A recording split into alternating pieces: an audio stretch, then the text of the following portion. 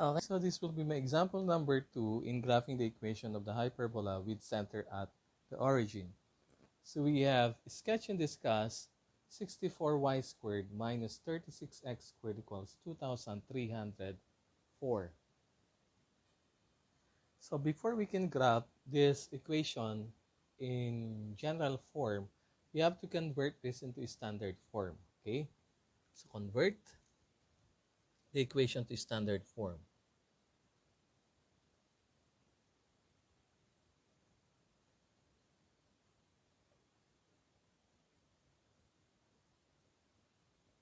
Para makuha natin yung A at saka B. Yung A, yung half of the length of the transverse axis, saka yung B, half of the length of the conjugate axis. So to convert, kailangan yung right side of the equation equal to 1. So therefore, we're going to divide all of the terms by 2,304. So we have 64 y squared minus 36x squared equals 2,304. So I'm going to divide all of the terms by 2,304. So this will become 64y squared over 2,304 minus 36x squared over 2,304. And 2,304 divided by 2,304 is equal to 1. Now we reduce this to lowest term. 64 divided by 2,304 is equal to 1 over 36. So therefore we have y squared over 36. This is 36 divided by 2,304, so that will be 1 over 64, or just simply x squared over 64 equals 1. Now, if we're going to match this to our standard form of the equations of the hyperbola that I presented from the previous videos, ang katulad nito ito. No? So we have y squared over a squared minus x squared over b squared equals 1. Yan. Now, since yung ating x squared term is negative, it only indicates that our transverse axis is along x-axis. Okay? Transverse axis is along x-axis. Okay?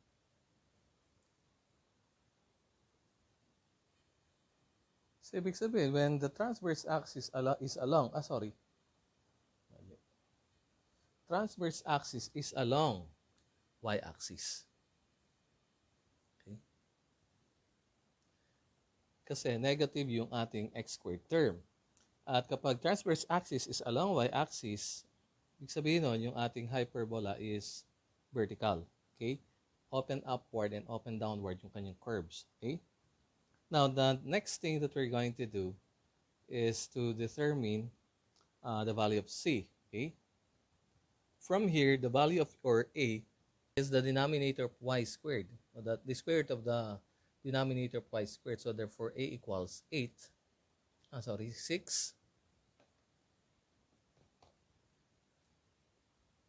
And B equals 8. So after that, we're going to solve for the value of C and the length of the latus rectum. So solving C and LR. So to solve for value of C, we're going to use the relation C squared equals A squared plus B squared. So we have C squared equals A squared plus B squared.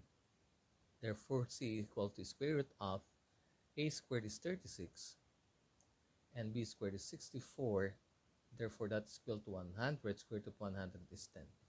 Therefore, C has a value of 10 units. Ito yung half of the length of the focal length. Then, to solve for LR, we use the formula 2b squared over A. Okay. Therefore, LR is 2b squared. B squared is 64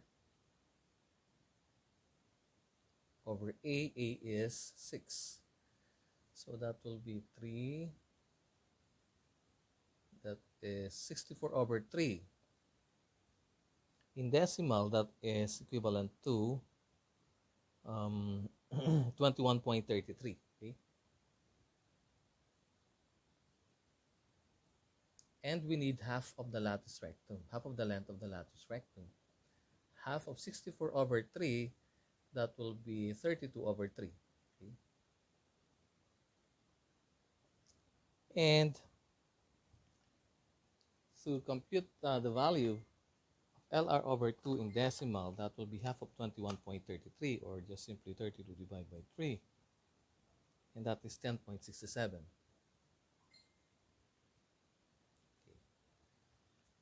Okay. So we already have the values of A, B, C, and the length of the latus rectum. So the next is we're going to determine the location of the foci, location of the vertices, location of the endpoints of the latera recta, and location of the conjugate axis and equation of asymptotes. Okay, locate na natin yung foci, the vertices, the endpoints of the conjugate axis, and the endpoints of the latera recta. So we're not going to determine these ordered pairs based from the table that I have presented to you earlier from the previous video. But what I'm going to do now is to locate the said parts of the hyperbola. Didiretso ko na dito sa XY plane. Okay? So, the foci is located at or along y-axis. So, 10 units siya from the center. So, I'm going to count 10 units. 1, 2, 3, 4, 5, 6, 7, 8, 9, 10. So, nandito yung ating focus na isa. Okay? So, nandito ang ating transverse axis. 10 units din sa baba. 1, 2, 3, 4, 5, 6, 7, 8, 9, 10. Sa makatwid, ang F1 natin is at 0, 10. Okay? And then, yung ating focus 2 is located at 0, negative 10. Okay? And then the vertices, yung vertices natin located din dito. So, 0, 6, 6 units from the center, yung ating half of the length of the transverse axis. So, 1, 2, 3, 4, 5, 6. So, nandito yung ating isang vertex. 1, 2, 3, 4, 5, 6. Nandito yung isa. So, this will be your B1. Dito natin lagay. B sub 1. 0, 6.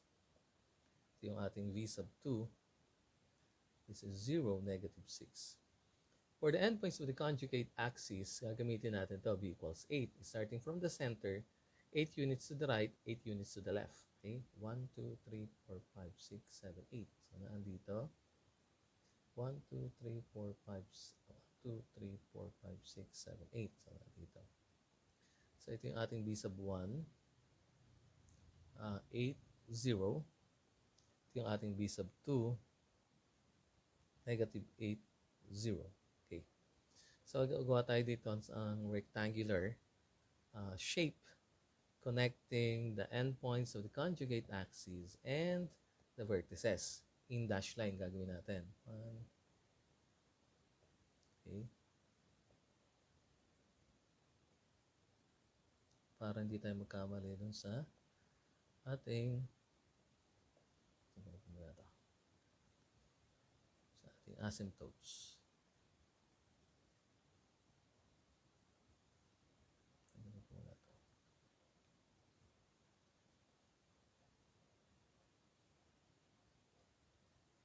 So, ito yung ating B sub 1. Mamaya natin ilagay.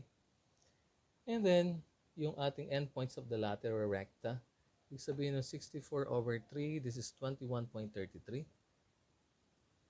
At yung kalahati nito, this is equivalent to 10.67. So, ibig sabihin, starting from the focus or foci, we're going to count 10.67 to the right, 10.67 to the left.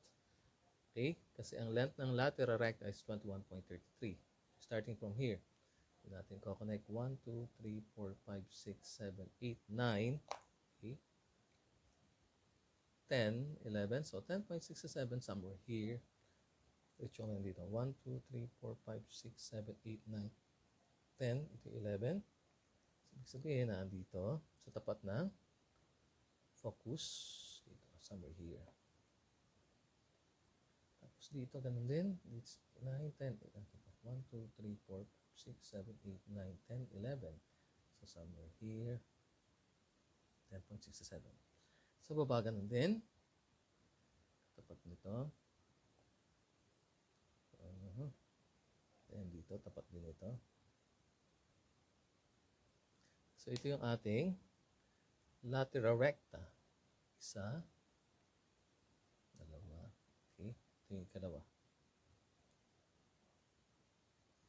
Ito yung ating curve, yung ating hyperbola.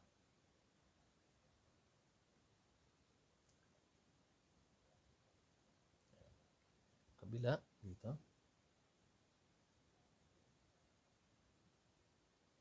Yan. So, kunin natin yung mga coordinates ng ating lateral recta. Ito yung E sub 1. Saan yun? The horizontal distance is 10.67 or that is 32.3, 32 over 3, comma, 10. Okay? Yung E sub 2, we have 32 over 3, comma, negative 10. Okay? Dito, we have E sub 3, negative 32 over 3, comma, 10. Dito kabila, E sub 4, negative 32 over 3, comma, negative 10. Okay? So, what else? Yung ating V na tanggal, V sub 1 is, 0.6. Yung ating V sub 2, 0, negative 6. Okay? Now, the asymptotes, the equation of asymptotes.